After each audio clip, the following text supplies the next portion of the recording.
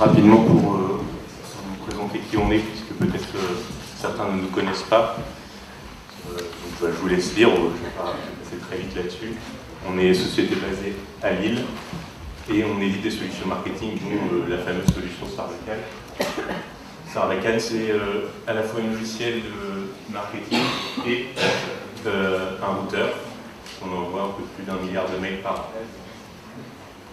Et on a d'autres activités, notamment Getinbox, qui est le Litmus français, Sarbacane Studio, qui est donc notre studio de création email sur mesure, et Primo Texto, qui est une solution d'SMS. Alors, pour entrer dans le vif du sujet, Vincent en a parlé rapidement. Le responsive design, c'est cette définition que j'ai écrite en essayant de penser à ce que c'était réellement. C'est avant tout une technique qui vise à optimiser le confort des utilisateurs et la lisibilité, et donc pour les annonceurs, la performance des campagnes, pour les sites web et pour les emails. On en entend beaucoup plus parler pour les sites web depuis des années, et pour les emails c'est plus récent. Mais c'est une grosse tendance, effectivement. 2012-2013 ont connu, ce sont des années qui marquent le responsive design au niveau email, avec beaucoup de conférences qu'on a vues sur les salons, beaucoup de livres blancs qui sont sortis, et la France un petit peu en retard par rapport à ce qui se fait sur le marché anglophone, mais on commence à y venir. Alors, pourquoi le responsive design? Eh bien parce que, en fait, on est passé d'un mono-device qui était l'ordinateur à multi-device, et donc à des résolutions d'écran différentes. Et donc principalement là on va s'intéresser au smartphone, mais le responsive design c'est aussi vrai pour les tablettes. On peut tout à fait imaginer avoir un emailing en plusieurs versions, version smartphone, version ordinateur, une version tablette. Et finalement, effectivement, quand on conçoit un email sur ordinateur, on pense souvent qu'il va être sur ordinateur et on n'imagine pas forcément, en tout cas ça commence à venir, ce que ça donnera sur un mobile. Alors que la résolution d'un mobile est inférieure à 500 pixels, en fonction de s'il est regardé en portrait ou en mode paysage. Alors, pourquoi est-ce qu'on s'intéresse au responsive design? C'est surtout parce que les smartphones ont explosé depuis plusieurs années, et surtout en 2012, on a compté 13,5 millions de smartphones vendus, et actuellement, en tout cas, le chiffre de Médiamétrie, c'est 24 millions de Français qui possédaient un smartphone en 2012. Bien sûr, les derniers chiffres sont encore plus conséquents. Et on espère 20 millions de smartphones vendus en 2013.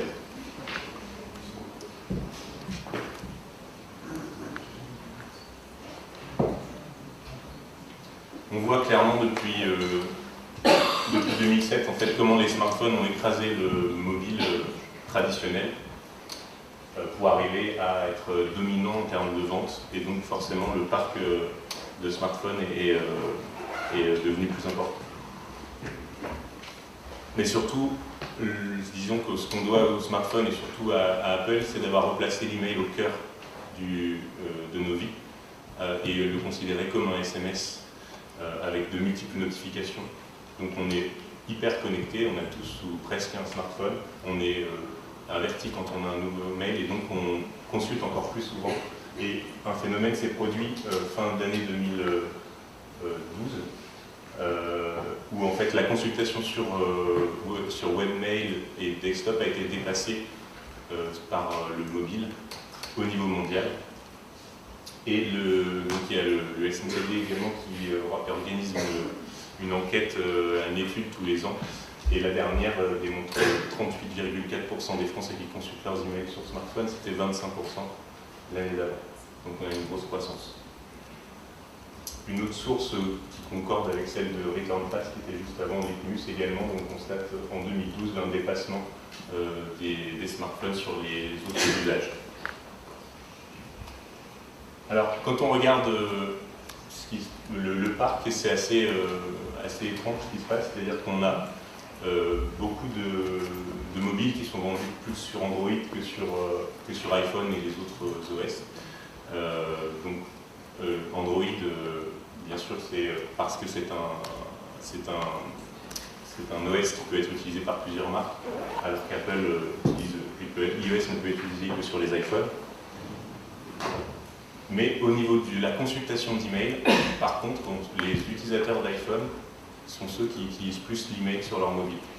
Parce qu'on peut aujourd'hui acheter un téléphone Android, et les téléphones smartphones sont très bon marché, ceux qui sont sous Android, mais on n'a toujours pas forcément associé un abonnement Internet. Donc, ce qui explique pourquoi finalement les messageries de type qui tournent sous Android ne sont pas les messageries les plus utilisées pour les consultations sur smartphone. Donc aujourd'hui dans le monde, clairement c'est la messagerie de Apple, enfin, de l'iPhone, iOS, Mail sur iOS, qui est la plus utilisée devant Outlook, Apple Mail, iPad et les autres. Et on voit que l'écosystème autour du... On se rend compte que l'écosystème autour de l'email a vraiment changé ces dernières années, puisqu'on a les applications et les sites web des messageries qui sont responsives. Donc là, en fait, quand on regarde un petit peu sur le marché, on se rend compte que si on va sur Yahoo Mail avec son smartphone, si on va sur Gmail, sur Hotmail, là on a une expérience utilisateur pour le responsive au niveau de l'utilisation de la messagerie qui est tout à fait satisfaisante. On voit que les Français s'y mettent donc on a de multiples moyens de consulter sa messagerie, soit dans la messagerie native du téléphone, soit en téléchargeant une application, soit en allant sur le site web, mais toujours avec une bonne navigation, un bon confort d'utilisation. Donc ça donne ce genre de choses, en fait, avec effectivement une messagerie qui est présentée sur une seule colonne, avec de l'espace pour pouvoir naviguer pour la navigation tactile. Et pourtant, malheureusement, on se rend compte que le marché des annonceurs et des routeurs de l'email a un petit peu de retard sur les applications et les sites web. Et donc, c'est à nous, routeurs, annonceurs, de rattraper ce retard pour que le confort de l'expérience utilisateur soit complète au niveau responsive. Quelques chiffres, pourquoi on doit se mettre au responsive.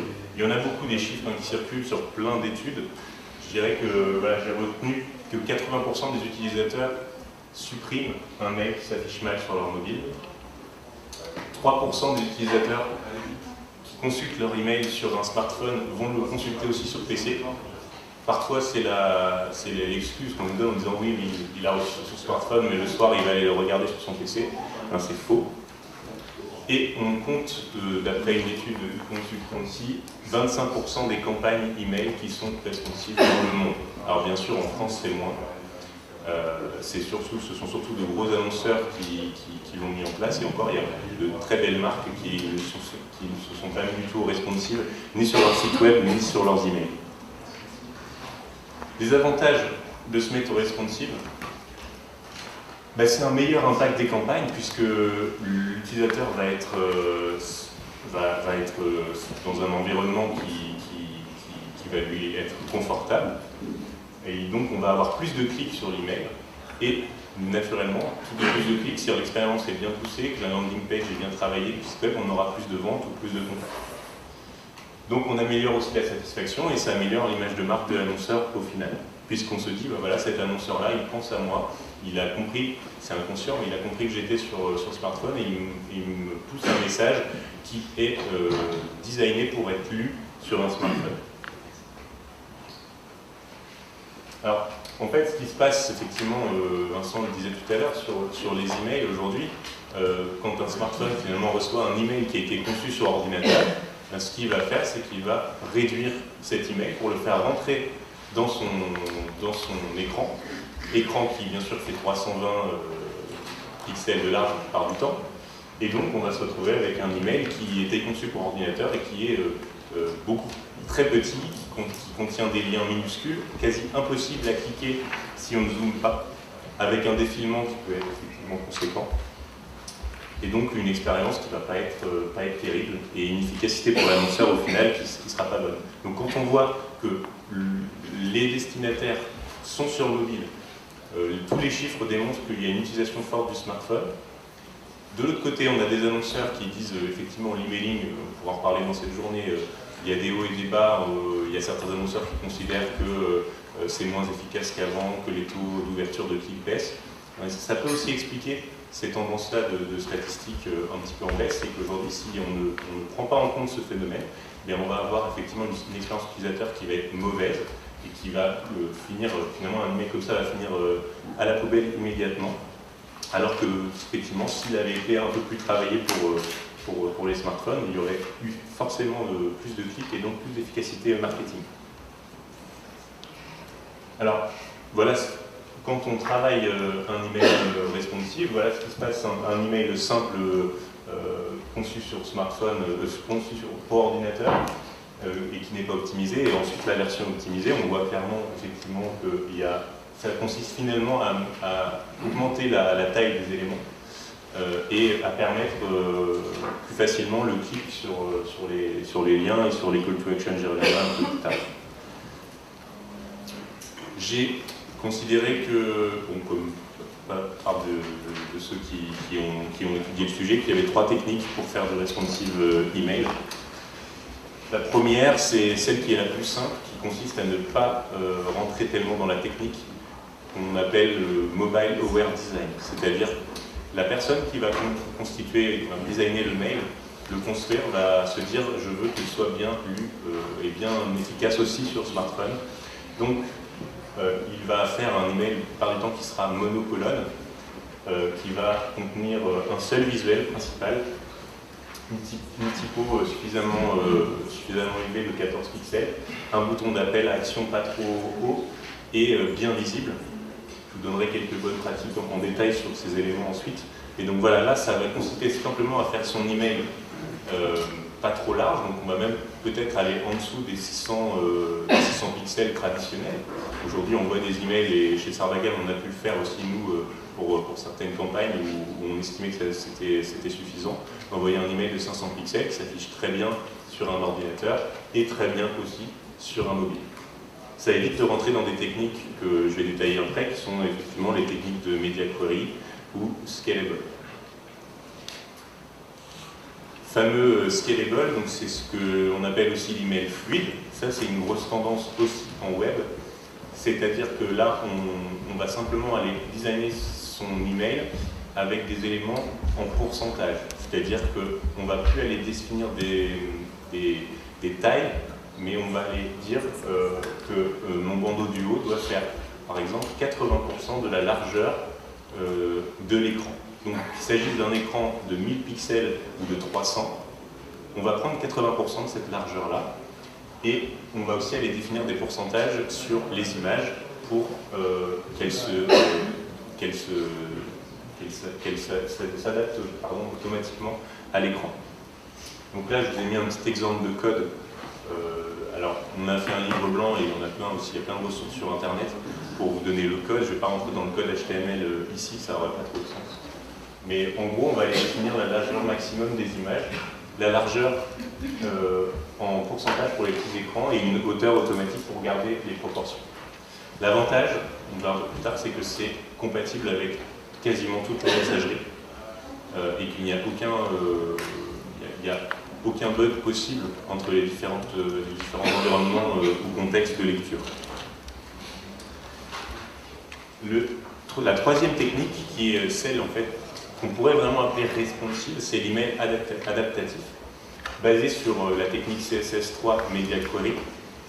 Donc en fait, là, on va aller afficher une version de l'email en fonction de la résolution de l'écran. Donc en fait, les CSS3 ça va être un petit code qui va dire, c'est une condition si la largeur de l'écran est de 480 pixels ou inférieure, je vais afficher cette version. Sinon, je vais afficher la version ordinateur. Ça, c'est compatible avec les messageries natives de iOS et d'Android, donc mail d'Android. Ce n'est pas compatible avec les applications mobiles de Gmail notamment et d'autres que je mets juste après. L'avantage entre scalable et responsive, la différence plutôt, c'est que scalable, on a vraiment un seul message et on ne peut pas faire de conditions. On ne peut pas dire je veux afficher telle image pour les mobiles et telle autre image ou tel autre bouton pour les ordinateurs. Donc ça permet vraiment, le responsive permet de faire éventuellement une expérience complètement différente, des couleurs différentes, un autre message, peut-être même de pousser l'expérience en disant je sais que je suis sur un mobile donc je vais faire un lien vers l'App Store par exemple ou vers une application, vers mon site web mobile, alors que avec le scalable, on va avoir un seul contenu à maintenir qui, lui, va s'étendre en fonction de la résolution d'écran. Donc là, ça veut dire que dans le code, on a 2 messages, et peut-être même, on peut même en faire 3, un pour tablet, par exemple. Et donc, il va falloir faire bien attention à ce que ces 3 contenus soient bien testés avant l'envoi pour vérifier qu'ils fonctionnent bien partout.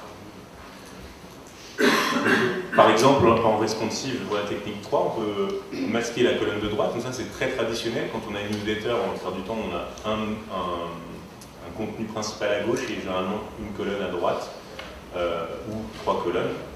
Et là, on va aller masquer des colonnes parce qu'on sait qu'on a 320 pixels ou 480 pixels sur un smartphone. Donc la solution, c'est d'arriver sur une seule colonne. Et on peut aussi faire une version mobile complètement différente, avec des couleurs différentes, avec des boutons, des textes complètement différents. Media Query, il y a une petite confusion souvent que j'entends quand j'en discute, c'est Media Query en fait ne dépend pas du device, mais dépend de l'application. C'est-à-dire on me dit Media Query ça marche sur iPhone. Non, ça marche sur l'application mail d'iOS. Oui, mais ça ne marche pas sur l'application Gmail d'iPhone par exemple.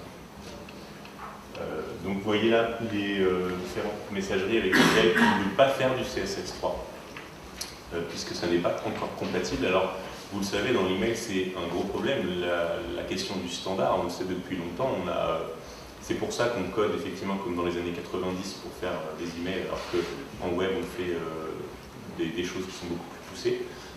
Et bien là, malheureusement, on est encore sur un standard qui n'en est pas un, puisque personne n'arrive à s'accorder là-dessus, pour des raisons un petit peu obscures de sécurité, la plupart du temps. Mais j'espère que ces messageries vont proposer bientôt le support des Media Query. Alors, là, je vous ai présenté 3 techniques. Vous pouvez se dire, mais laquelle je vais choisir? En fait, il y a un moyen d'utiliser la technique 2 et la technique 3 en même temps. Donc en fait, il s'agit simplement de faire son email pour ordinateur, le rendre scalable, donc le concevoir pour qu'il soit fluide, et ajouter également des CSS3 Media Query pour les messageries pour lesquelles c'est compatible. Et donc là, on a le meilleur des deux mondes. Parce que l'avantage, c'est que vraiment, il n'y a pas de bug, c'est-à-dire que même si ça ne fonctionne pas avec certaines messageries, c'est simplement ça s'affiche ou ça s'affiche pas. Donc si j'ai des CSS3 Media Query dans mon message, quand c'est pas compatible, ça va afficher la version ordinateur par défaut et c'est tout. Donc si la version ordinateur est scalable, eh bien, elle va être scalable sur toutes les messageries et sur toutes les résolutions. Et pour mail d'iOS et mail d'Android, eh bien, on affichera la version CSS3. Alors, quelques bonnes pratiques, plus maintenant qu'on a, là c'était un petit peu technique, plus sur le marketing, sur la création du message. Alors, bon, évidemment, on va entendre beaucoup parler de pré-header dans cette journée, mais c'est vrai que c'est un élément important parce que ça permet surtout de dépasser la contrainte qu'on a tous en tant que mail marketer, qui est l'objet. On sait que grosso modo, on a 40 caractères pour s'exprimer habituellement. Là, on a la possibilité d'avoir fait 80 caractères pour s'exprimer et encore trop de routeurs, d'agences ou d'annonceurs utilisent en pré-header. Si vous ne visualisez pas ce message, cliquez ici. On le fait tous parce que c'était une bonne pratique. On va dire ça fait peut-être bientôt 10 ans que tout le monde nous martèle, mettez un lien vers la page miroir ou la copie web en haut du message. Donc tout le monde le fait, ça y est. Mais maintenant, on demande de faire un peu différemment, c'est-à-dire de au-dessus ce message, ajouter un petit texte qui permet d'accrocher le destinataire, d'attirer son attention pour qu'il clique, parce qu'aujourd'hui, notre guerre à tous en email marketing, ça va être d'augmenter ces fameux taux d'ouverture, et ça on en parlera avec les tables rondes des conférences sur la délivrabilité. D'augmenter le taux d'ouverture, c'est aussi grâce à l'objet, l'expéditeur et maintenant le pré-header. Et ensuite, les taux de clics, c'est avec le message et notamment le responsive. Et je sais qu'il y a beaucoup forcément de routeurs et d'agences dans cette salle, donc c'est notre responsabilité de transmettre ces informations-là aux annonceurs qui ne le savent pas toujours. C'est important aussi de toujours s'occuper de l'attribut alt, parce qu'il est interprété par un certain nombre de messageries qui n'affichent pas les messages en mobile. Donc ça reste une bonne pratique. Enfin, c'est s'adapter au mobile d'une manière générale. Donc le point 1, ça va être de créer des call to action qui soient visibles dans la première partie des 500 premiers pixels, de le rendre suffisamment gros. Alors il y a des scientifiques qui ont analysé que la taille optimale d'un bouton pour le doigt, c'est 44 pixels. Donc voilà, on respecte ou pas, mais en tout cas, c'est du bon sens quand on teste. La plupart des utilisateurs qui utilisent leur smartphone, je lisais une étude hier, l'utilisent avec leur pouce et leur main droite, donc avec une seule main, un seul doigt, donc il faut faire les boutons en conséquence. Enfin, il faut respecter de l'espacement. Rien de pire que de recevoir un email avec des liens collés, de dire je veux cliquer là et non mince, mon doigt a cliqué ailleurs. Et là, je suis énervé, ça m'ouvre mon navigateur, c'est pas ce que je voulais, je ferme, mon expérience est mauvaise. Et enfin, la hauteur, effectivement, le défilement. Les gens ont besoin de savoir, avant de lire votre message, quelle va être la longueur de ce message. Donc s'il y a un défilement, un scrolling trop important, ils vont se perdre, ils vont voir où là, il y a beaucoup trop de contenu, j'arrête, je verrai ça plus tard, ils le mettent soit de côté, soit ils le jettent, c'est fini. Les gens, de toute façon, et je vous le montrerai lors d'une table ronde à laquelle je participe, un email que je trouve efficace, qui est court, simple, et je pense que c'est ce vers quoi on doit aller. Les newsletters à rallonge, on en vient maintenant, on en revient, c'est de moins en moins efficace. Quelques bonnes pratiques en vrac.